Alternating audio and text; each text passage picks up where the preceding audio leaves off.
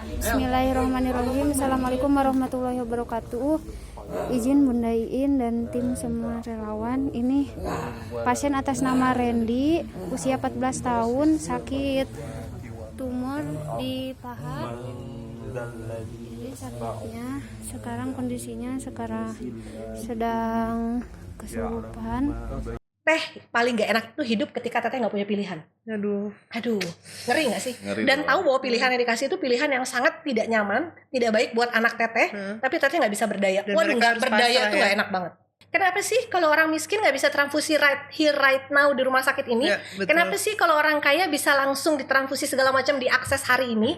Buat aku pribadi yang banyak dosanya gitu, yang Allah udah terlalu banyak kasih, udah kasih nikmat iman, kasih nikmat sehat, kasih nikmat anak-anak yang sehat lahir batin, hanya sekedar mau ucap alhamdulillah aja itu rasanya kurang banget. Aku berhutang seluruh hidup aku ini untuk Allah.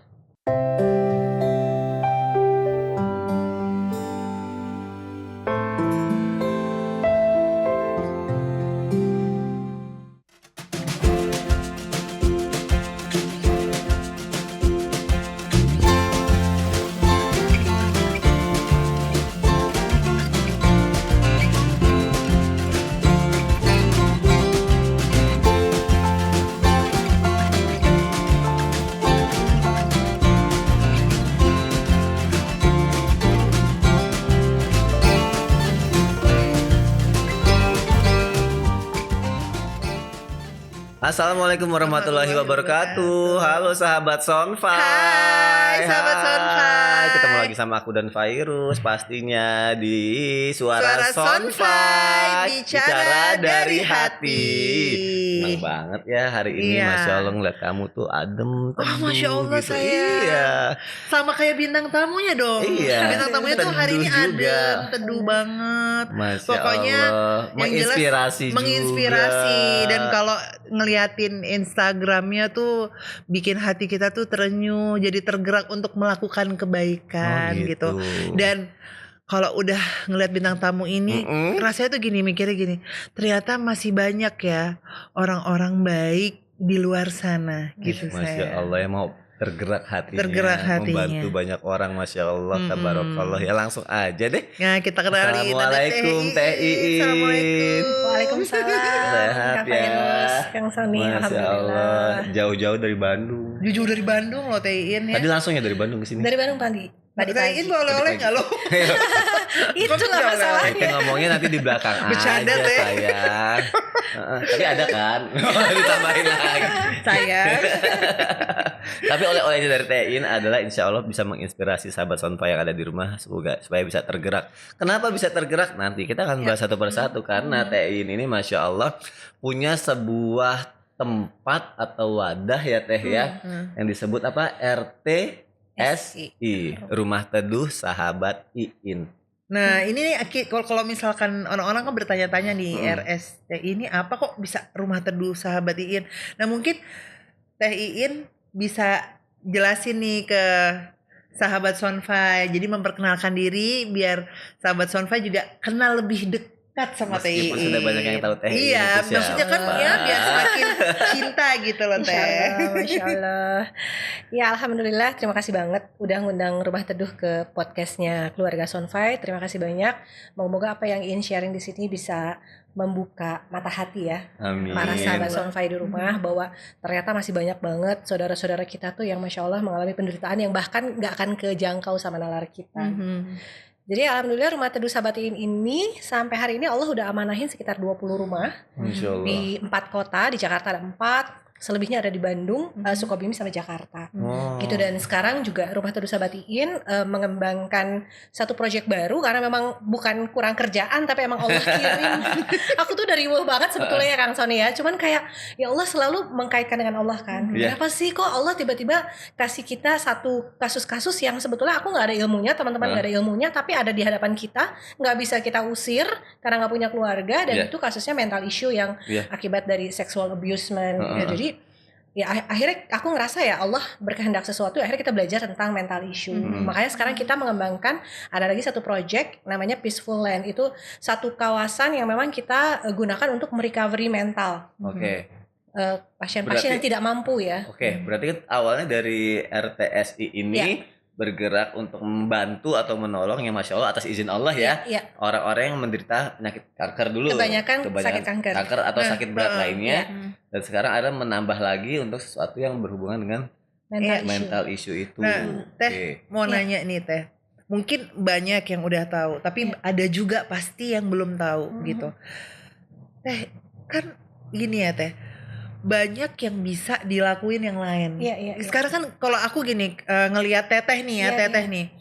Ada seseorang yang istilahnya dulunya berawal dari memang ya nggak ada dana buat nolong, Iya. bukan menjadi orang yang mungkin kelebihan nih Iya. uangnya terus akhirnya Iya. dikasih-kasihin gitu Iya, kan. iya. Nah, terus tergerak hatinya untuk menolong orang yang membutuhkan, mereka sakit. Iya. Itu tuh gimana Teh awalnya tergerak untuk itu dan memberanikan diri untuk melangkah tuh maju jauh banget gitu Teh. Iya, Masya Allah. Iya, aku tuh mulai dari nol dan aku pribadi bukan orang yang berkecukupan sih. Teh Virus, aku nggak apa-apa panggil Teh Virus ya. Nggak apa-apa dong. Jadi aku tuh orang yang bukan berkelebihan juga. Saat itu pertama kali merintis juga aku pribadi nggak punya rumah, masih ngontrak gitu. Cuman aku ngerasa Allah udah kasih banyak banget, terutama hidayah sih ya. Ketika Allah kasih hidayah, terus aku ngerasa aku bisa balas apa gitu untuk semua hadiah yang Allah kasih dalam bentuk yang namanya iman itu gitu. Jadi aku selayaknya orang yang baru hijrah tuh udah coba pengen bantu orang yang bencana alam lah, itulah inilah, tapi kok kayaknya nggak bener-bener ngeklik gitu loh Kang Sony. Sampai pada satu titik aku ketemu kasus pasien, aku berpikir gini, kalau pasien tuh kayaknya puncak-puncak penderitaan ya, karena kalau orang miskin doang itu ibaratnya kalau sehat tidur di pinggir jalan tuh nikmat aja gitu kan. Makan nasi juga masih enak gitu. Nggak sekolah nggak apa-apa, kalau nggak punya uang yang penting dia masih bisa kerja jadi tukang becak kayak jadi apa kayak gitu. Modal utamanya itu kan sehat. Betul. Tapi kalau udah sehat terus miskin itu kartu as banget. Aduh. Jadi yang aku lihat tuh kayak waktu dulu belasan tahun yang lalu tuh ya, Udah sakit terus miskin. udah sakit miskin. Bayangin cancer ya, namanya cancer itu kan kita nggak boleh makanan yang jorok-jorok ya. Harus yang healthy food banget gitu. Terus itu orang-orang datang dari pelosok Sukabumi, Garut, Cianjur, which is jauh banget dari Bandung. Kan itu di pelosok kan jauh-jauh banget. Terus mereka harus tinggal berbulan-bulan. Kalau cancer itu kan nggak pengobatan seminggu 2 minggu ya. Betul. It takes time banget gitu. Terus mereka nggak punya rumah karena di sana juga miskin, merantau ke kota orang. Gimana bekalnya coba? Gimana ngekosnya, gimana tempat tinggalnya, gimana makannya. Kalau di kampung ibaratnya nggak punya uang tuh masih bisa ngambil ubi, sampe, singkong ya. Air bisa ngerebus dari sungai ya. Tapi kalau tinggal di kota lain, air minum aja beli. Betul. Bener nggak? Jadi yang aku lihat pas aku jalan-jalan, ya Allah, ini kanker, makannya maaf, mie instan ya. Karena mereka nggak punya uang Pemicunya lagi. Itu pemicu banget. Makan gorengan di pinggir jalan ya, kita nggak tahu minyaknya kayak apa. Terus ya Allah, saking nggak punya uangnya, jadi emang yang aku temukan tuh saat itu yang ada tidur di parkiran, yang di terminal, itu cancer yang bleeding Teh Virus. Jadi itu tuh aku tuh bener-bener kesek gitu ya. Kita aja ibaratnya demam pilek doang ya di rumah nggak nyaman ya. Padahal cuma demam doang. Ini cancer loh yang kesakitannya luar biasa. Di situ aku mikir gitu, ini nggak bisa kayak gini gitu. Harus banget kita melakukan sesuatu yang lebih minimal memberikan tempat tinggal buat mereka. Jadi dulu itu udah kepepet banget. Aku bener-bener yang kayak door to door banget. Waktu itu belum ada Instagram, masih ada FB. Aku modalnya hanya menceritakan apa yang aku lihat dan aku rasakan, mengajak orang-orang untuk berpikir, kamu bayangin ya kalau kamu ada di posisi mereka, gitu. Gimana beratnya? Ini mereka ini bisa berbulan-bulan loh tidur di sini, di bawah ini gitu. Jadi ya alhamdulillah dari situ Allah mampukan dengan dibuka satu rumah gitu. Jadi aku ingat banget saat itu Kang Sony, aku kemana-mana masih pakai angkot, ngedit di posting di BBM waktu itu ya, BBM status gitu, bikin video semua di angkot gitu. Maksudnya tapi ternyata aku menemukan happiness yang luar biasa. Itu kebahagiaan yang didapat banget gitu. Jadi justru aku tuh bersyukur at the end ya, setelah alhamdulillah rumah teduh sebesar ini, aku ketika sharing aku bisa bilang, tahu gak sih kalau kita ingin berbuat sesuatu tuh ternyata gak harus ideal dulu gitu. Gak harus jadi sempurna dulu, gak harus jadi kaya dulu. Karena ternyata kan Allah itu maha kaya ya. Dan ternyata apa yang terjadi dengan rumah teduh itu menurut aku di luar nalar manusia. Karena percepatannya luar biasa. Gak harus lebih dulu, malah Allah lebihkan ketika kita membantu gitu ya Teh. Dan ujian terbesar apa Kang Sony? Aku tuh bukannya orang, ya aku bilang aku bukan orang yang berkelebihan. Tapi ujian terbesar adalah mengalahkan ego pribadi dan meyakini bahwa kalau aku ngurus orang, Allah ngurus aku. Masya Allah. Padahal aku juga butuh duit ya. Mendingan waktu singkat aku dipakai untuk cari duit ya. Buat aku dan bayar kontrakan dan rupa-rupa ya. Tapi akhirnya aku kayak, enggak lah, aku pegang janji. Satu itu doang aku pegang. Allah akan memudahkan urusan kita ketika kita memudahkan urusan orang. Masya Allah. Gak mungkin, terus aku mikir gini, mindset aku hingga hari ini tuh, aku tuh lagi kerja totally untuk Allah. Ya. Kalau aku memberikan seluruh waktuku, tenagaku, energiku hanya untuk Allah, masa Allah nggak ngurus aku? Iya. Nggak mungkin Ya banget. Allah, benar. Jadi biarkanlah aja hidupku tuh semuanya biar Allah yang atur aja. Allah yang lebih tahu lah, Allah yang lebih sempurna. Gitu. Aku sih surrender aja ke Allah, dan itu Masya Allah.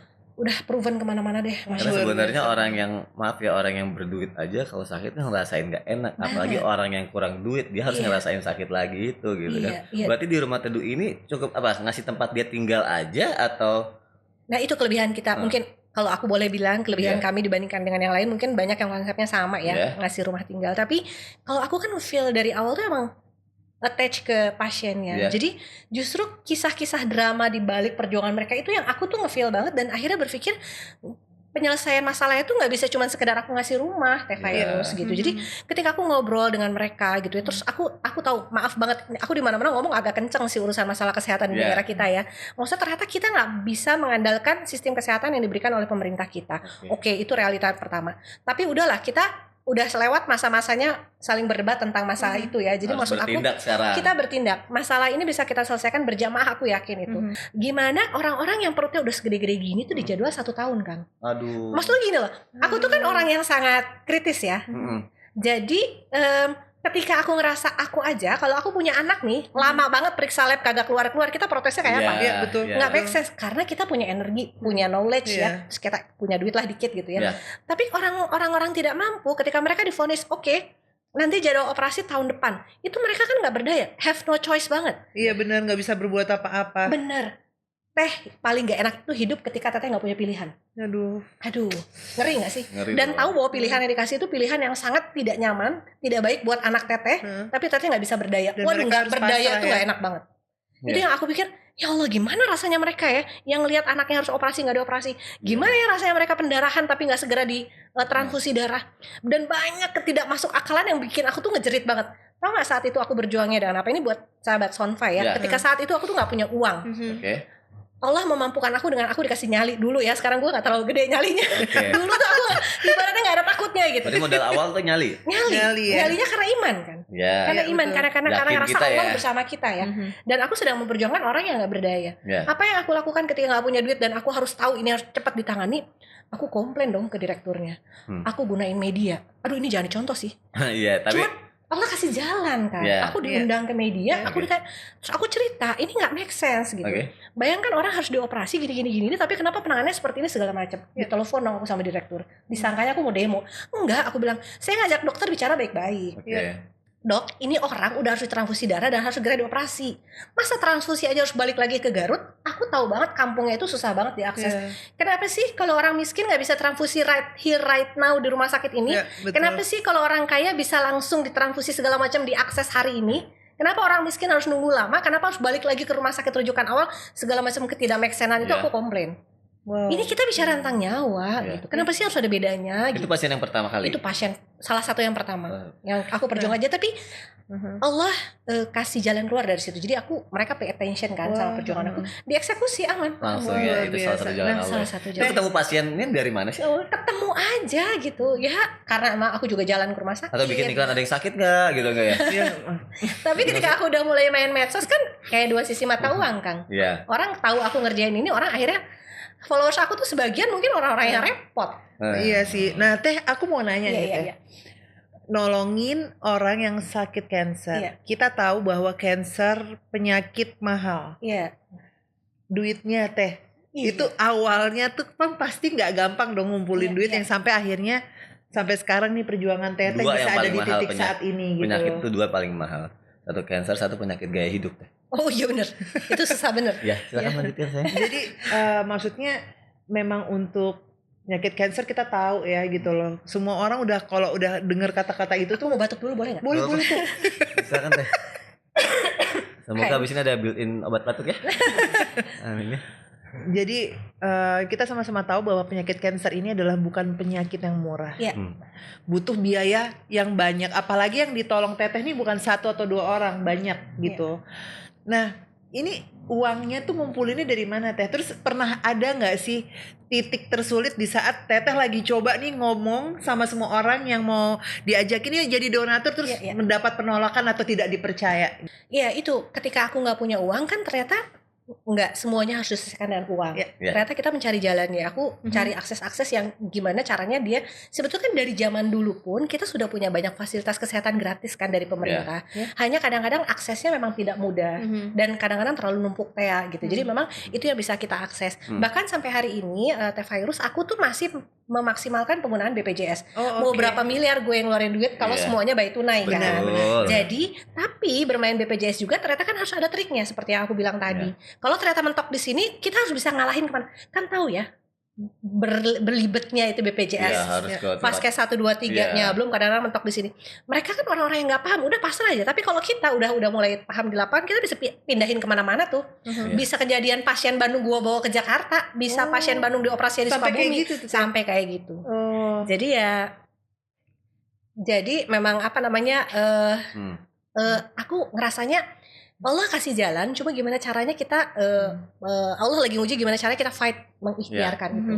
Kalau tadi ngomong soal donasi, aku tuh orangnya juga gak pernah terlalu ngoyo ya, Teh Virus. Jadi maksudnya aku yakin apa yang Allah kirim ke aku tuh udah dengan takarannya. Jadi ketika sekarang dari dulu kasus satu pasien dengan hanya satu rumah tiba-tiba jadi sebesar ini tuh kan berjenjang, bertahap. Ketika pada saat aku nggak pernah judulnya mau nolak orang tinggal di rumah kita, nggak mau. Jadi yang ada akhirnya ketika coba aku bilang ke anak-anak, kita terima aja, lihat nggak lama Allah kasih uangnya. Ternyata memang alhamdulillah Allah kasih uangnya dan rizki itu ternyata benar, kita nggak bisa nakar. Mohon maaf, aku ketemu orang kaya banyak banget sih. Kadang-kadang uangnya bukan dari orang-orang kaya itu. Kadang-kadang aku lihat, ya Allah ini yang ngasih duit tuh yang followersnya cuma berapa puluh doang, yang postingannya kagak ada, tapi ngasihnya ratusan juta gitu. Aku tahu banyak public figure, influencer, maaf ya, tapi aku juga tahu lah gimana responnya. Jadi memang kita nggak bisa tahu Allah akan nolong dari sisi mana, nggak boleh menjudge seseorang. Underestimate orang ya, gitu, benar-benar. Gitu. Jadi tapi pernah nggak dapat penolakan tuh yang sampai nih orang nipu nih gitu, pernah nggak Teh? Zaman dulu nih awal-awal waktu ngajakin semua orang orang tiba-tiba bisa percaya. Transfer ke sini ini bener nggak sih apa segala macam. Itu yang bikin aku takjub kan, soalnya maksudnya ini yang salah satu yang termanis yang aku jalanin sampai hari ini adalah aku kadang-kadang mikir gini loh, ya orang tahu sekarang aku siapa kan setelah seperti ini udah gitu ya. Tapi zaman dulu aku selalu kalau flashback, Allah baik banget ya, gue ini siapa sih gitu. Kenapa orang percaya? Pasti kan karena Allah yang bikin percaya. benar-benar. Kan aku bisa aja ngomong segala macam, orang nggak percaya kan boleh. Tapi kenapa orang percaya? Memang maunya Allah, bukan aku. Ini semua Allah yang atur. Jadi semua jalannya kayak dipermudah gitu. Dipermudah, tapi bukan mudah artinya duit datang dari langit ya. Ini bagian dari aku ngamen kan, datang sini jauh-jauh dari Bandung. Kan awalnya kan kita ngamen dalam artian ngamen minta sama Allah dulu ya kan. Ternyata kan digerakin gitu ya, ada dimudahin. Dan Allah tahu banget kan, aku nih begini bukan untuk aku. Even Allah tahu banget, ya Allah saya nggak punya rumah, tapi nggak apa-apa. Gitu. Jadi sudah terbukti banyak tempat, banyak Masya Allah orang yang sudah ditolong juga. Alhamdulillah. Masya Allah juga orang yang sudah sembuh. Tapi ada juga orang yang ternyata ketika Teteh tolong ternyata tidak sembuh. Banyak banget. Jadi gini Kang, prinsipnya kalau aku ke tim aku selalu menyampaikan, target kita tuh bukan kehidupan, karena kehidupan itu udah Allah takdirkan. Maut itu sudah tidak bisa dimundurkan even 1 menit. Allah udah takdirkan waktu dan segala macam. Ikhtiar kita bukan masalah memperpanjang usia, enggak. Ya, tapi menolong mereka untuk ikhtiar kita adalah memperjuangkan quality of life mereka. Emang kalau aku bawa ke Singapura pasien bisa sembuh? Nggak ada yang bisa jamin. Jadi target kita adalah, karena aku nggak tahu takdirnya dia kapan. Kalau ternyata takdirnya besok, aku tahu nih besok meninggal, nggak akan gue tolong, ya kan? Capek dong gitu ya. Tapi karena aku nggak tahu dia meninggal kapan, kalau dia meninggalnya 10 tahun dia dalam keadaan suffer, kasihan. Jadi 10 tahun itu buat aku dia harus punya quality of life. Less pain, less suffer. Dengan dia agak sedikit nyaman, tidak sakit, moga-moga dia bisa ibadah lebih baik, dia bisa syukur sama Allah. Bentuk dia lihat Allah nggak biarin kamu sendirian, ada kita. Jadi bukan masalah hidup yang kita perjuangkan, tapi quality of life tadi. Tim itu ada berapa banyak sih Teh? Sampai hari ini kalau untuk tim 4 kota kita ada sekitar 45 doang loh, dengan ratusan pasien. 45 doang di 4 kota? Di 4 kota. Jadi palu gada kalau kata tim aku. Ini ada ketua yayasan aku juga di sini. Ada. Jadi kita emang palu gada banget. Yang namanya driver hampir semuanya bisa ganti perban. Jadi kalau lihat video-video kanker parah-parah diganti perban itu bukan nurse, itu bukan orang-orang yang punya latar belakang pendidikan, itu ada beberapa driver ambulans. Jadi ya Masya Allah, ini kayak ada mental caregiver, harus bisa nyebokin, harus bisa ganti pampers, harus bisa nyuapin. Itu bikin lowongannya nanya dulu harus bisa semuanya atau gimana? Enggak akan ada yang mau kalau kayak gitu. Jadi gimana? Jadi makanya ini ya Masya Allah. Teh Virus kalau aku bilang ini project lagi itu bukan kayak soal lebay, enggak, demi Allah enggak. Ya. Aku aja sampai hari ini bingung kenapa ada orang mau kerja jadi relawan. Iya sih, tapi maksudnya ini berarti lebih ke relawan ya mereka ya. Teh? Relawan banget. Jadi gini loh Kang, aku pernah kalau kita ngandalin akal ya, Ya. pakai akal manusia nih. Aku buka lowongan, oke, aku butuh minimal D3 ke bidana atau kesusteran atau Ya. keperawatan, bener nggak? Supaya relate dengan pasien-pasien Ya. aku. Aku pernah coba gitu zaman dulu waktu Ya. belum totally surrender ya. Tapi ternyata pada mental, orang-orang yang menurut aku sesuai dengan keimanannya, tapi keimanannya nggak sama dengan kita perjuangannya, Nggak masuk mereka ya. berhitung. Oh, Dan aku oke. nggak bisa main dengan orang yang hitung-hitung. Kalau relawan berarti bagaimana cara menghitungnya? Nah, pertama mereka benar-benar voluntary. Kedua, mereka yang datang adalah sebagian dari mereka adalah orang yang pernah aku tolong keluarganya. Oh, Masya Allah. jadi mereka tergerak untuk akhirnya ikut Akhirnya juga di ikut. sini. Jadi kayak mereka akhirnya tahu saya pernah Iya. ditolong sama Teh. Saya juga mau jadi bantuin Teh atau Bunda Iin. Terus sebagian yang lain memang kayak begitu aja datang, yang menurut aku ini sebenarnya nggak banget ya, tapi ternyata Iya. pas dijalanin kok dia bisa keren ya gitu loh. Oke. Jadi emang bener-bener yang aku bilang ini Allah hadirkan on the right time, on the right place banget. Masya Allah ya, luar Makanya kan biasa. ternyata- Bener-bener Allah kasih kemudahan setiap Semuanya. jalannya, dan orang-orangnya juga dikasih circle-nya orang-orang yang baik. Sefrekuensi banget. Dan itu Iya. tahu nggak sih, ada yang lulusan SD, ada yang lulusan SMP. Tapi ya itu akhirnya aku pikir ternyata untuk ngejar surganya Allah itu kan bukan masalah degree-nya. Ya. Betul. Asal mereka punya will dan mereka yakin dengan jihad yang sedang dijalanin, dan mereka akhirnya ketemu Allah di pekerjaan yang sedang kita lakukan, itu udah itu yang kita Makanya kejar. kenapa aku nanya gini teh, karena setiap orang yang pasti selalu ngeliat lembaga-lembaga, mereka Iya. selalu berpikir orang ini banyak yang mau bekerja di satu lembaga ini, bagaimana cara mereka hidup ya gitu kan. Iya. Kan seperti itu kan kebanyakan. Mohon maaf ya teh iya, ya. memang iya. Masya Allah, Akhirnya tapi ya di sini setelah- terjawab kalau mereka ini adalah relawan yang awalnya mungkin Allah menggerakkan hati mereka karena mungkin Masya Allah Teteh sudah menolong keluarganya, dia tergerak gitu kan, atau ada orang yang punya Masya Allah keimanan yang tinggi, pengen karena kan ada, kalau aku belajar dari guru-guru juga kan adalah hablum minallah, hablum minannas itu juga ya. Iya. Jadi mereka pengen menolong sesama manusianya itu, maka ketika mereka join satu frekuensi ya ternyata ya Allah akan kasih aja gitu. Betul, Hidup- dan dicukupkan. Rasa cukup Dicukupkan itu yang gitu, dimasukin. benar. Mm-mm. Nah, Jadi itu kalau terjawab lihat- sih di situ. Lihat sebagian besar relawan aku ya, Teh Virus, mereka sangat sederhana bahkan sampai hari ini. Ya. Kebanyakan mereka tinggal sama kita kan. Ya. Jadi mual benghar kalau orang Sunda bilang, nggak akan Artinya- pernah kaya Oh. kalau jadi relawan. Ya. Tidak akan pernah kaya secara materi, itu aku berani jamin. Ya. Tapi kayak hati. Kan kita bukan untuk di dunia. Betul. Tujuannya untuk akhir nanti kan kalau kata Masya Allah banget. guru, Karena dunia tempat meninggal, ini- tunggu kita meninggal aja ya. benar. Iya. Dan ini sayang, maksudnya gini, nggak semua orang mempunyai pilihan seperti ini Iya, gitu loh. iya. Mau ngambil keputusan seperti ini kan bukan sesuatu hal yang Iya, mudah. iya. Pertanggungjawabannya juga Iya, luar iya, biasa. iya. Nah, Teh, aku mau nanya sama Iya. Teteh nih, nolongin pasien-pasien cancer, terus Iya. akhirnya berlanjut nggak hanya cancer aja, semua orang-orang yang sakit Teteh bantu gitu, Insya Allah. selama Teteh bisa bantu dengan Iya, tim gitu. iya. Terus sekarang kenapa ini Teh ada yang baru lagi nih, mental Mental care, Caregiver. ya caregiver ini? Bisa kita perpanjang 1 kali 24 jam. Bisa nggak beres gue omongannya. Panjang nih ya sebenarnya. Disingkat dulu aja Teh. Oke. Ini nih yang dengerin Pilihannya suaranya pengen tuh, buru-buru Teh. pulang soalnya. Gimana Ya Teh? Allah Kang, Mas Pilihan untuk akhirnya dari cancer terus nolongin penyakit yang lain, terus milih nih sekarang nih jadi mental caregiver tuh kenapa gitu loh Teh? Oke, kita udah bertahun-tahun ngerjain cancer dan kita udah ketemu patternnya. Kita udah tahu kalau gini harus gini pengobatannya, patternnya itu semua jelas. Dulu kita berpikir cancer terberat, ternyata setelah cancer ada COVID. Alhamdulillah during COVID, baik yang pertama, delta dan seterusnya, alhamdulillah kita nggak mundur sedikit pun. Alhamdulillah. Itu buat aku, oh COVID ternyata terberat, tapi ternyata masih lewat juga gitu. Kita masih bisa survive ngadepin COVID, apalagi COVID-nya udah mulai ini kan. Tapi ternyata ketika kasus mental issue buat aku ini jadi malah jadi yang lebih berat daripada cancer. Kenapa? Karena kalau mental itu ketika dia kena, apalagi kasusnya udah kronis, itu hilang semuanya. Hilang ingatan, hilang iman, hilang semuanya kan. Hilang akhlak, hilang rasa malu gitu loh. Cancer, Teh Virus, kalau dia masih ada iman walaupun sedikit, bukankah sakit itu kan kafarat ya? Ya. Sehingga dia kembali ke Allah dalam keadaan bersih. Dalam keadaan sakit dia ngejerit ke Allah, masih ingat, ya Allah sakit, ya Allah minta ampun, gitu kan. Tapi kalau mental itu bisa bolak-balik pengen bunuh diri, bener gak? Ya. Dan bunuh diri itu kan dekat dengan kekufuran. Dan terus yang paling bikin aku sedih, gini loh, kalau cancer mungkin kita bisa mengandalkan ke 100% medis ya, Ya, medis. asal rutin aja kita ini. Tapi kalau mental itu totally nggak bisa mengandalkan medis. Mau pakai psikiater yang paling keren, obat yang paling keren sekalipun, tapi faktor utama adalah supporting system, Ya. circle-nya, Ya. ya kan? Kalau dia terpukul, dia kena sexual abusement, keluarganya harus protek. Kalau dia misalnya ada masalah dan apa, keluarganya harus memberikan cinta, perlindungan segala macam. Ya. Gimana kalau keluarganya nggak ada? Oke. Gimana kalau keluarganya ngebuang?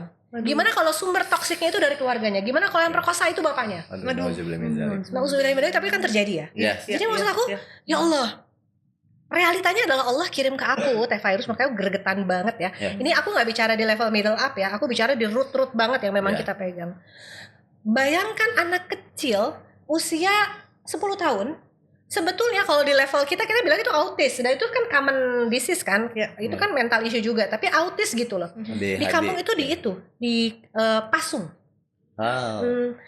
3 tahun terakhir dia di Pasung. Ya Allah, astagfirullah. Dan rumahnya tuh di pelosok banget, rumahnya terbuat dari bilik yang aku pikir, tar dulu, ini ke kota Sukabumi aja jaraknya bisa 5 jam ke kota ya, Ya, kota. dari kampungnya dia ke kota Sukabumi. Bisa dibayangkan yang namanya autis itu terapinya seminggu bisa 3 kali 4 kali. Aduh. Butuh duit, butuh akses, butuh tenaga, butuh effort, butuh cinta yang gede banget, kesabaran yang luar biasa dari ibunya untuk anaknya. Ketika itu semua tidak dimiliki oleh ibunya, dipasung lah itu anak. Aku bilang bisa gila beneran ini anak kalau dipasung. Ya.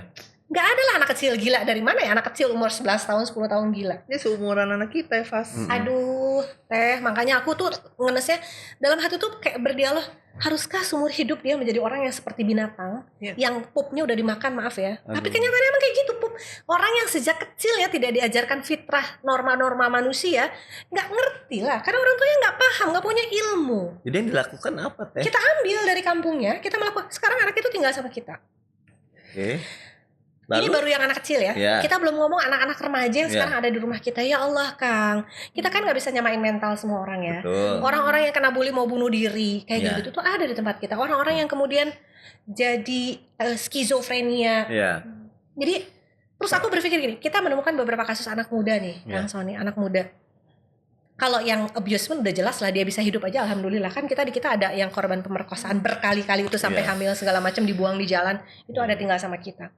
Tapi kalau anak muda, teh virus, belasan tahun, terus kita nggak tahu penyebabnya apa, tiba-tiba dia jadi kayak patung 3 tahun dia nggak mandi, nggak makan tuh seadanya, dia nggak makan nasi sama sekali. Sorry. Ya. Jadi dia benar-benar kayak udah mematikan perasaannya. Oke. Ada orang yang ketika dia marah, benci, dia bisa meluapkan dengan nangis ya, Ya. dengan nangis, dengan marah. Ini tuh enggak, dia udah mematikan. Lebih baik nangis, lebih baik marah sih sebetulnya. Itu masih lebih bisa ngeluarin sakit ya. Tapi ini sakitnya demikian sakit sampai dia udah nggak mau ngomong lagi, nggak bisa nangis lagi, nggak bisa marah lagi, kayak patung. Itu ada 2 yang kita temuin, anak muda. Pas kita datang 3 tahun, aku bilang, Bu, ini udah dibawa ke psikiater belum? Dibawa kemana? Ke Ustadz, maaf. Oke. Maksud aku, ini paradigma yang ada di masyarakat kita nggak bisa bedain mana sih benar-benar mental, mana sih benar-benar kemasukan. Oke. Kemasukan itu ada, aku Ada, tahu gitu ya. ya. Tapi ada yang sebagian besar ini bukan kemasukan, ini totally mental issue. Karena mereka tidak mengerti. Karena mereka nggak ngerti, cuma diambil ustadz-ustadz kampung. Mending kalau ustadz Iya. beneran ya, kadang-kadang Oke. orang-orang pintar Iya. yang ada Iya. benar gitu. Jadi terus menurut aku ketika mereka salah penanganan atau malah diabaikan, malah dibiarkan, haruskah mereka seumur hidup harus hidup seperti bukan manusia, Kang? Ya. Gini Teteh kalau punya masalah, misalnya nauzubillah anak ada masalah, bawa ke psikolog ya. Psikolog pasti akan ngasih tahu ke ibunya dong. Ya. Ibu nanganin anak harusnya begini-begini. Sebaiknya anak ibu supaya tidak kecanduan games, anak ibu sebaiknya diberikan kegiatan yang alternatif pengganti. Benar Karena nggak? ada ilmunya. Itu tips dari psikiater kan. Ya. Ada orang tuanya harus menjalankan dong Ya. supporting sistemnya, yang harus berjuang untuk keluarganya. Tapi bisa dibayangkan nggak kalau orang kampung tidak punya uang, tidak ada ilmunya, tidak ada energinya, Ya. dikasih tips kayak gitu, terus mereka bilang gini nanti, anak saya disuruh berenang, duitnya dari mana? Ya. Saya aja di rumah nggak pernah ada karena harus jadi buruh cuci. Oke. Terus gimana caranya orang tua yang helpless ini menjalankan semua tips-tips keren itu? Oke. Itu yang aku tuh ya Allah, aku bilang orang pintar tuh kita nggak kurang virus, kita punya ahli jiwa tuh banyak banget. Tapi ahli jiwa hanya ada di dalam ruangannya kan. Ya. Ketika pasien sudah keluar, emang jadi PR-nya siapa tuh? Survival life-nya. Ya. Dan kalau mereka pergi ke orang yang salah, jadi apa gitu? Aduh. Iya. Oke, mereka ada di peaceful land Iya. dengan latar belakang yang berbeda, masalah yang berbeda, agak sakitnya berbeda. Itu apa yang dilakukan dengan setiap orang yang mempunyai sakit yang berbeda? Beda-beda kan, sakit mentalnya berbeda-beda, Iya. penyebabnya berbeda-beda kan, keluar tantrumnya juga beda-beda. Iya. Tapi semua emang kita combine. Allah baik banget. Aku dibukakan network dengan orang-orang pinter. Oke. Jadi kita belajar. Ada kok teteh tahu nggak? Kita ada kasus ya, namanya Randy, dia 14 tahun. Dia pernah sangat tantrum. Dia tuh kalau lagi kemasukan jadi kayak harimau.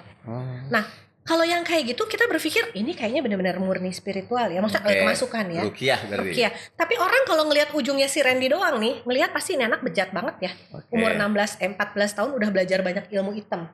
Kan itu ilmu hitam kan, ilmu hitam itu. Dia bilang dia belajar ilmu.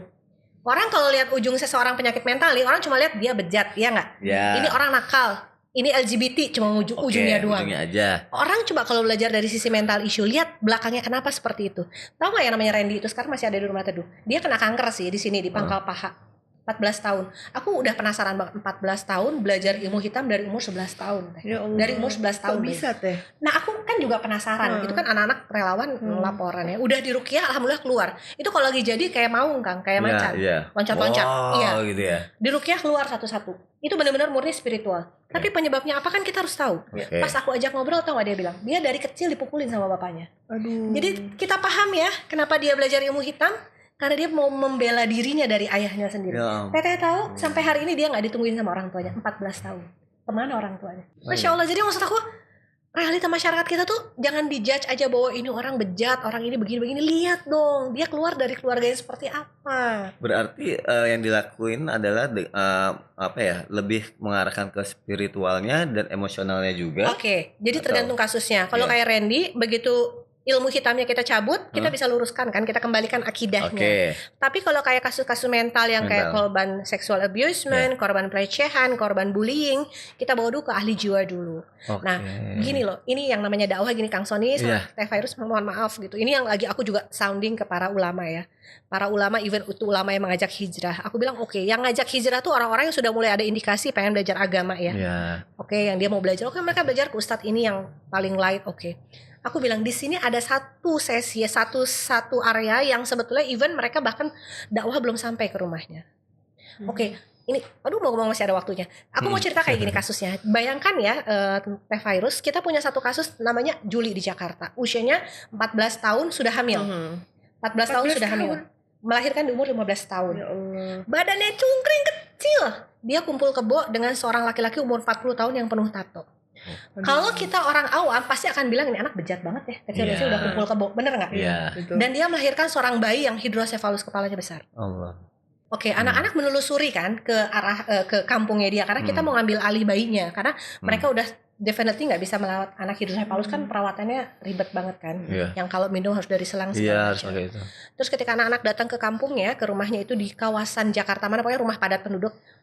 Virus tahu nggak? Ternyata si Juli ini, si 15 tahun ini lahir dari seorang ibu yang ODGJ akut. Jadi ibunya yang, jadi can you imagine? Juli itu nggak pernah kenal yang namanya cinta. Ketika kenal cinta dari orang yang salah. Pergaulannya itu. Sekarang Pak, salah nggak dia kalau ternyata dia memilih hidup karena laki-laki ini yang menyayangi dia. Laki-laki ini yang memberikan dia kehidupan dan mengenalkan dia arti cinta. Walaupun cinta yang salah. Kenapa sampai hari ini si anaknya kita rawat, si Julinya kita suruh pisah, nggak mau dia. Padahal udah jelas si Juli itu dikerjain. Orang kita bilang ke cowoknya, boleh nggak kita nikahin aja lah biar kalian juga enak. Nggak usah nikah, dia udah pakai KB kok. Gila itu. Kan kita gemes ya, tuh anak kecil mau banget sih dibodoh-bodohin. Karena dia ngerasa cinta pertamanya itu gitu kan. Orang yang memberikan dia hidup ya dia. Karena ibunya gak pernah mengajarkan apa-apa. Terus bisakah kita bilang bejat sama dia? Gak bisa juga sih. Emang dia memilih untuk hidup dari ibu seorang ODGJ? Enggak. Dan dia juga belum tahu dakwah tidak pernah masuk ke rumahnya. Kan? Kerjaan siapa itu Kang? Ya Allah ya Karim. Nggak bisa gue bilang sama si Julu, tobat lu, sholat tobat, mandi tobat segala macam, terus istighfar 33 kali. Nggak kenal agama.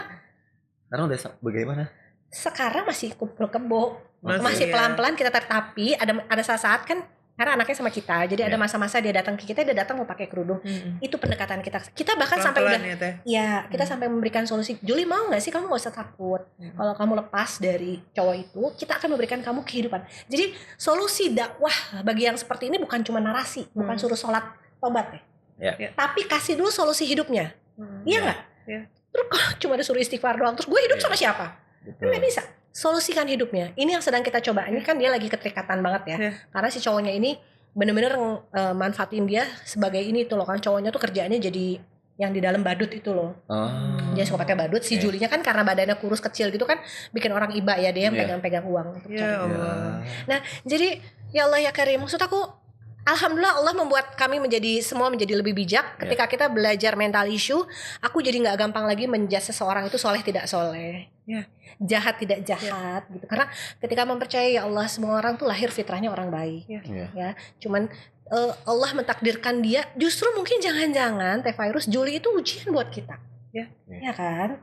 Jadi maksudnya ada orang yang harus memang kita dakwahi dengan cara yang tidak bisa dengan narasi, nggak bisa dengan narasi, harus dengan aksi. Harus dengan solusi dan harus sangat pelan-pelan.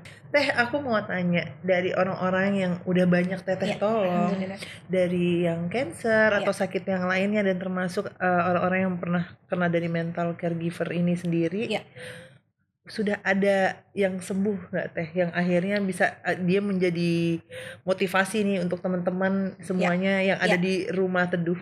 Ya, kalau cancer skalanya 1:100 kali.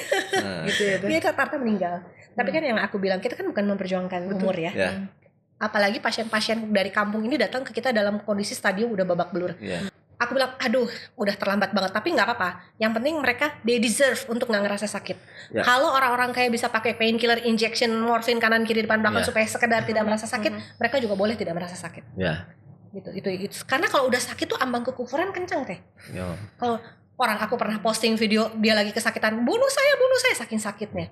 Kan bahaya kalau kayak gitu kan, jadi murtad, jadi kufur kan. Dan paling tidak di sisa usianya mereka merasakan ada orang yang peduli terhadap mereka. Nah, gitu kan. itu harapan aku tuh itu bisa jadi jalan bahwa mereka bisa husnul khotimah itu kan. Amin, Jadi ya Allah, kamu amin, sakit, tapi Allah tuh sayang, buktinya kita hadir untuk kalian.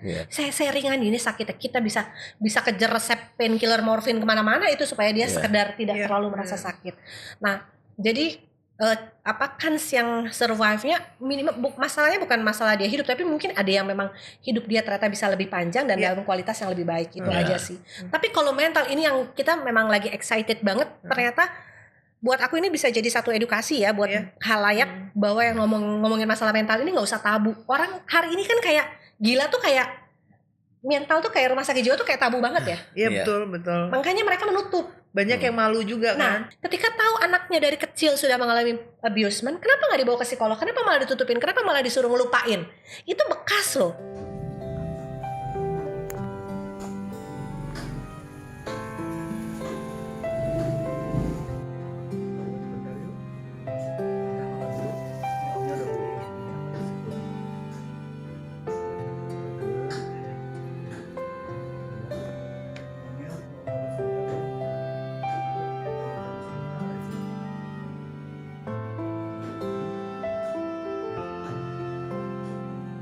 HP-nya cuma satu, adanya itu mau ujian, dia mau naik kelas 3. Jadi saya marah, ini adanya kan mau ujian, ini ngalah dulu. Dari situ Pak, nggak terima. Oh, jadi hanya karena rebutan HP, adiknya mau ujian, Ibnu tuh marah gitu, nggak terima. Nggak terimanya bentuk marahnya seperti apa? Dia maju duduk, puasa itu juga mau maghrib. Duduk ini harusnya ke pintu, nggak berdiri Pak, begini aja. Kaku. Saya pernah di sini mau konsultasi tapi katanya mahal. Jadi ibu pernah mau bawa ke rumah sakit tapi nggak jadi. Jadi. Jadi sampai sekarang Ibnu belum pernah dibawa ke rumah sakit. Kegiatan Ibnu apa aja tuh?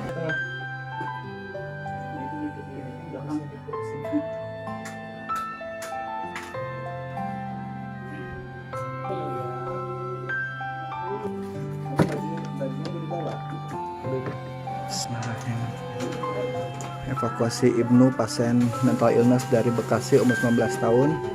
Semoga ibunya bisa tenang ya sampai ke Bandung.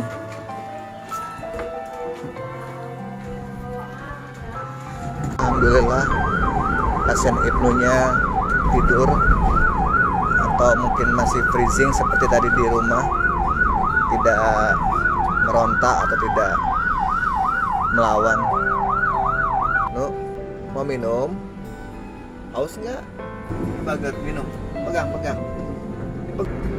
Ibnu, minum ya. Minum nah. Ibnu.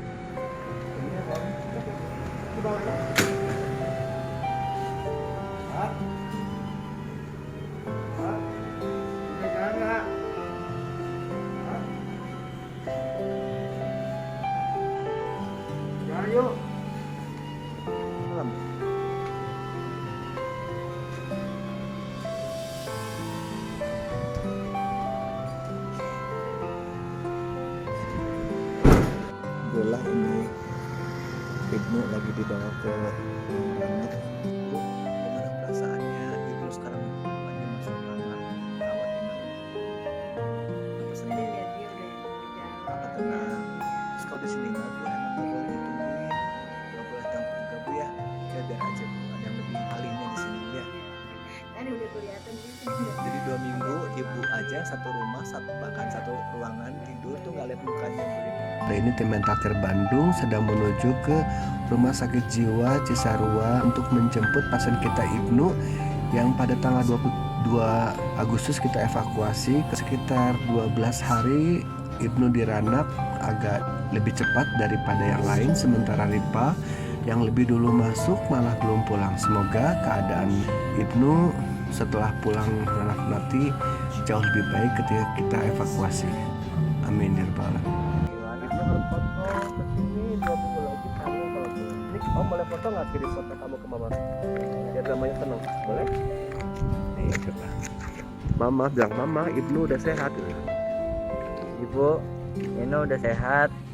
Ibu baik-baik aja ya. Tapi Inu mau di Bandung dulu. Ibu izinin ya. Pokoknya pokoknya Ibnu sehat-sehat sama Om dulu sini ya. Ya. Sampai nanti kita pantau lagi ya. Oke siap Ibnu. Yuk. Aduh. Sedih banget tadi habis di apa? Lihat Kita tayangan. lihat videonya sama Tein. Terus dari mereka parah banget, terus sampai akhirnya bisa pulih gitu, hebat banget gitu kan. Alhamdulillah. Masya Allah. Itu cara bisa apa? Bikin mereka akhirnya bisa sembuh sampai pulih kayak gitu tuh gimana Teh? Wah, ini juga kayak jadi membesarkan hati kami ya Teh ya. Kami ini kan bukan orang-orang yang punya ilmu yang tinggi, tapi kita cuma punya niat, yakin semua bisa kalau Allah mengizinkan gitu. Terus kita jadi ngeliatnya bahwa salah satu yang paling dibutuhkan oleh pasien mental itu Kang Sony adalah cinta. Cinta yang tulus. Jadi kalau misalnya circle-nya, supporting system-nya nggak bisa kasih cinta, supporting system pengganti seperti yang sedang kita upayakan hari ini yang bisa memberikan mereka cinta yang tulus, dan cinta yang tulus itu mereka bisa ngerasain. Jadi kita berusaha belajar mengkombinasi semua. Karena yang aku lihat di masyarakat hari ini yang kiri banget gitu. Kiri bangetnya maksudnya yang medis banget 100%, sehingga orang jadi kayak nge-fly terus. Karena tergantung dengan obat-obatan psikotropika. Yang kanan banget spiritual doang gitu. Yang tidak melibatkan medis sama sekali, padahal mungkin udah harus kena medis gitu ya. Kan dari banyak kasus yang tadi aku ceritakan, video-video gitu. Jadi yang kanan banget spiritual, kita tuh harus ngambil yang di tengah kan. Jadi kalau kita mau bawa mereka ke spiritual, kita nggak bisa paksain mereka dari awal. Mentally-nya, body-nya harus kita benerin dulu. Mind-nya harus kita benerin dulu, dan mind itu kan ranahnya ranah psikolog, ranah psikiater. Mind, body itu ranahnya dokter. Spiritual, soul itu ranahnya. Tapi itu harus kombinasi bertiga itu. Jadi itu yang kita coba terapkan sebetulnya di Peaceful Land. Sesuai ahli, kita bukan orang-orang ahli, tapi kan kita bisa bawa mereka ke orang yang ahlinya. Kita yang upayakan, karena mereka nggak ngerti kan caranya kan. Jadi kita bawa mereka, kalau masih sangat tantrum, kita bawa dulu ke rumah sakit jiwa, ketemu psikiater gitu kan. Tapi after that-nya kita harus rehab mental dengan cara apa? Kita temukan suasana yang penuh kehangatan, Nggak suasana dilepas cinta. gitu aja. Nggak dilepas gitu aja. Sekarang akan pernah dengar bahasa yang kalau bicara tuh bicara dengan bahasa kaumnya gitu kan ya Teh Virus ya. Kita menerapkan itu juga di rumah teduh. Jadi ketika kita menghadapi pasien mental anak muda, nggak usah aku paksain kali dia segera harus banyak ibadah sunnah ya, karena mereka kan masa-masa senang main.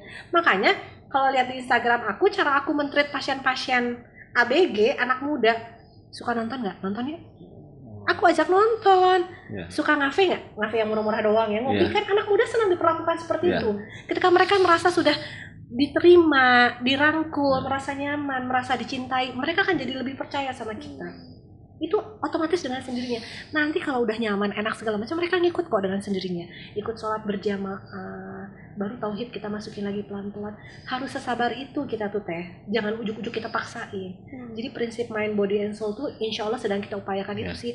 Dan semuanya menurut aku ya Allah yang arahkan ya. Apa yang arahkan ternyata harus kayak begini. Aku yakin kok di luar nalar aku bahwa kita bisa menciptakan peaceful land dengan orang-orang yang kita semua sebenarnya nggak punya background. Tapi Allah ajarin banget gitu dengan contoh kasus, terus Allah ilhamkan kita harus begini. Jadi semua Allah banget. Kasih sayang Allah tuh memang Allah tumplak-tumplakkan banget dari peaceful land. Gitu. Jadi Dan gitu mereka sih. pun pengen diperlakukan sama Betul. Nah itu tuh kata kuncinya tuh Kang Ya. Sony sebetulnya. Mereka butuh di treatment sebagai manusia, memanusiakan mereka gitu loh, menjadikan mereka seperti manusia yang sesungguhnya gitu. Jangan perlakukan mereka seperti Orang yang berbeda. orang yang hancur gitu. Ya. Enggak, mereka juga nggak mau. Siapa sih yang hidupnya pengen hancur? Kan nggak mau ya. Tapi kan mereka nggak bisa menangani luka hatinya. Mereka sampai hari ini aja bisa hidup, itu alhamdulillah loh. Nauzubillahi min dzalik. Kalau kita di posisi mereka, can we survive? Mungkin udah nggak bisa hidup lagi, nggak bisa menghadapi realita kehidupan lagi, udah nggak mau hidup. Ya. Tuh, mereka tuh lagi lari dari kenyataan gitu loh. Lagi marah tapi nggak ngerti gimana menolong dirinya sendiri. Mereka harus ditolong. Nggak ada di dunia ini, nggak ada orang yang mau jadi orang gila atau sakit jiwa atau tidak bahagia, enggak. Semua orang pengen happy. Cuma kadang-kadang mereka terjebak dan nggak tahu gimana. Mereka nggak bisa menolong dirinya sendiri, dan itu nggak salah sama sekali. Ya, kita yang sehat yang harus nolong mereka. Jadi salah satu kuncinya selain cinta itu, perlakukan mereka seperti manusia. Seperti manusia di umurnya. Jadi jangan dipaksakan terlalu ini kita di umur itu mereka pengen diapain sih? Kalau anak kecil pengen diajak main ya main, pengen dicintai ya dicintai. Seperti manusia dengan keadaannya. Dengan keadaannya. Gitu. Berarti intinya mereka adalah manusia yang juga butuh cinta ya. Iya. Itu. Yang bisa masuk ke RTSI ini ada batasannya nggak nih Teh? Maksudnya banget. harus ini ada syaratnya gitu. Ada banget. Jadi ini takutnya soalnya kalau ini tayang terus ngebludak juga gitu. Iya benar-benar. Takutnya salah paham. Iya. Jadi gini loh, supaya sahabat Sonfy paham bahwa kita ini kan keterbatasan dana juga, terbatas tenaga dan energi, Tempat juga. udah terbatas orang dan tempat. Jadi kita hanya sangat memprioritaskan ke orang yang sangat tidak mampu. Ya. Kalau pakai batasan administrasi dia harus BPJS yang kelas 3. Oh, Gitu jadi- karena ya kita harus memprioritaskan kan yang Jadi sedikit ini. administrasi BPJS-nya harus yang kelas 3. Kelas 3 atau yang memang sangat tidak mampu, bahkan yang mereka nggak punya BPJS kali ya, karena mereka saking miskinnya itu kita Nggak konsentrasi punya. ke sana, termasuk yang kasus mental juga seperti itu. Kami tidak pernah membedakan suku, agama, ras Oke. kayak gitu. Ya. Jadi salah satu yang bikin aku sedih dan membuat maaf agama kita itu dicap ekstrim adalah Ya. karena apa yang kita lakukan juga. Ya. Jadi Allah nggak pernah meminta kita untuk, ada satu ayat Al-Maidah nomor 32 itu bilang menyelamatkan satu nyawa manusia sama dengan menyelamatkan seluruh manusia, seluruh kehidupan manusia. Allah tuh bilangnya manusia loh, Manusia. bukan orang Islam. Jadi yang aku ingin sampaikan adalah salah satu dakwah kami adalah kami ingin menunjukkan Islam dengan wajah yang sesungguhnya. Ya. Kita tuh nggak pernah beda-bedain gitu. Jadi hari ini aku posting gimana kita menyelamatkan sebuah keluarga yang agamanya Buddha, gimana kita menolong gimana aku bahagia banget hari ini karena aku dapetin video dari relawan di Bandung, ada orang Flores yang sampai bisa bilang begini, orang Flores agamanya Katolik dibilang gini, saya bahagia banget berada di antara saudara Muslim, bahkan saya nggak pernah merasakan ini ketika saya di antara saudara saya yang Katolik. Bukan masalah kita masalah lebih atau bukan, tapi maksudnya ternyata dia bisa nyaman walaupun kita berbeda keyakinan. Ya. Dan itu aku happy banget. Masya Maksudnya aku bisa Allah. menunjukkan ke dia, kan enggak kok, Muslim tuh baik kok gitu. Dan menunjukkan Muslim baik tuh nggak bisa cuma ngomong dengan narasi, Ya. Ya, harus benar. kita- harus ada tindakan. harus ada tindakan. Itu tuh yang aku pengen sampaikan, bahwa sebetulnya Allah tidak pernah menyuruh kita membeda-bedakan ketika kita menolong orang. Ya. Teh, boleh kasih Teh harapan Teteh nih untuk Rumah Teduh dan orang-orang yang di luar sana mungkin terhadap Rumah Teduh juga seperti Dan apa? untuk penonton Oke. bagaimana cara bisa Insya Allah, Masya Allah bisa menjadi seperti Teh Iin. Insya Allah, la haula wala quwata illa billah. Jadi saat ini kami sedang benar-benar berusaha membantu masalah umat di masalah mental issue, dan ini kejadiannya sangat mengerikan. Mengerikan banget, dan aku butuh support dari Kang Sony, dari Teh Virus, dari semua sahabat Sonfy. Karena kami sedang membangun Project Peaceful Land di area 6.400 meter, dan kita terus terang butuh dana besar banget gitu untuk sarana dan prasarana para pasien mental. Jadi moga-moga Allah berkenan untuk memberikan bantuannya melalui podcast ini, mulai Amin, sahabat-sahabat ya Allah. Sonfy yang mendengarkan.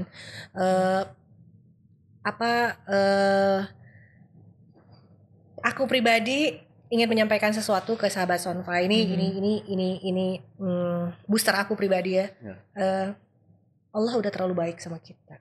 Kehidupan yang Allah berikan dibandingkan dengan semua yang aku lihat di Rumah Teduh, baik pasien kanker maupun mental, itu Masya Allah gitu. Ibaratnya kalau kita ini udah pernah ngerasain surga sering banget di dunia nih, bener gak kan? Ya. Mereka bahkan mungkin gak pernah merasakan yang namanya nikmat. Kurang apa? Buat aku pribadi yang banyak dosanya gitu, yang Allah udah terlalu banyak kasih, udah kasih nikmat iman, kasih nikmat sehat, kasih nikmat anak-anak yang sehat lahir batin, hanya sekedar mau ucap Alhamdulillah aja itu rasanya kurang banget. Aku berhutang seluruh hidup aku ini untuk Allah. gitu kan. Jadi kalau sahabat-sahabat di rumah gitu merasakan Allah sudah terlalu baik gitu, yuk mari kita sama-sama berbuat lah. Iya. Moga-moga dengan kita berbuat Allah menjaga kebahagiaan yang Allah udah berikan ke kita semua insya Allah. Masya Allah, aduh jadi sedih banget. Semoga semua yang kita dapat titipan Hari ya. ini. Iya. Iya. Bener-bener sedih banget. Jadi di sini kita tuh belajar deh bener-bener istilahnya arti dari yang namanya kita harus bersyukur karena ternyata memang kita masih diberikan banyak kenikmatan sama Allah. Wah, berlebih gitu loh. Jadi kita harus bisa bersyukur, berbuat banyak kebaikan karena memang Allah kasih kita ada di posisi saat ini tuh bisa banyak berbuat kebaikan juga. Insya Allah banyak orang-orang di luar sana yang tergerak hatinya melihat podcast kita ini ya sayang ya. Terima kasih ya sahabat Sonfai sudah mengikuti hari ini bagaimana kegiatan aku juga sama istri sama Teh Iin. Insya Allah bisa menyuarakan kebaikan buat teman-teman semua ya. Sampai ketemu lagi insya Allah di episode selanjutnya. Teh Iin sehat selalu, bahagia selalu, semoga selalu dalam lindungan sehat Allah. selalu, panjang umur, berkah Amin, hidupnya. ya Allah, Amin, amin ya Allah. Begitu sahabat Sonfai, sampai ketemu lagi ya di Suara Sonfai, bicara dari hati.